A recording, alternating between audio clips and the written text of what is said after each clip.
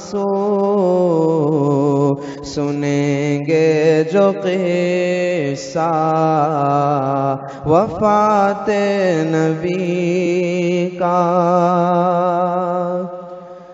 63 برس کی تھی عمر آپ کی جب تو اکثر ہی آقا یہ کہنے لگے تھے میرا کام تو ہو گیا ہے مکمل، میرا کام تو ہو گیا ہے مکمل، ادا کر چکا حق میں پیغمبری کا۔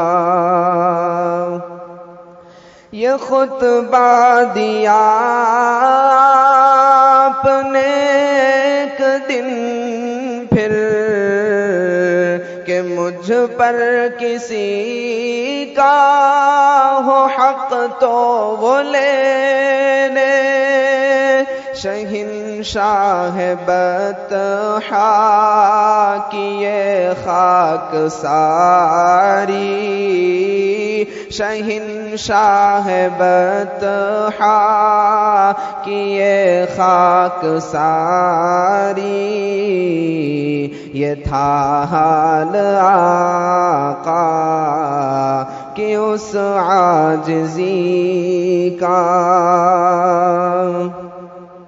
بدن تپ رہا تھا تو سر اپنا رکھا، پیغمبر نے گودی میں ماں عائشہ کی، یہ تھا آخری دن، یہ وقت آخری تھا، یہ تھا آخری دن، یہ وقت آخری تھا، پیغمبر کی اس دنیاوی زندگی کا۔ اٹھائی تھی انگلی فلک کی طرف پھر یہ کہہ کر ہوئے آپ دنیا سے رخصت۔ اللہ کے نبی کے آخری ایام میں یہ الفاظ تھے، اللہم بالرفیق الاعلی، مجھے چاہیے اپنے رب کی رفاقت، مجھے چاہیے اپنے رب کی رفاقت، طلبگار مشتاق ہوں میں اسی کا، انا للہ و انا الیہ راجعون۔ صحابہ تو سکتے میں ہی آ گئے تھے، عمر لے کے تلوار یہ کہہ رہے تھے وفات نبی کی کرے گا جو باتیں، وفات نبی کی کرے گا جو باتیں، اڑا دوں گا میں خود سر اس آدمی کا۔ عبداللہ بن زید رضی اللہ عنہ نے یہ دعا مانگی اور وہ دعا قبول بھی ہوئی۔ کسی نے یہ مانگی دعا اپنے رب سے کہ لے لے میری آنکھ مولا میرے، اب میں آقا کو اپنے نہ جب دیکھ پاؤں میں آقا کو اپنے نہ جب دیکھ پاؤں تو کیا فائدہ آنکھ کی روشنی کا۔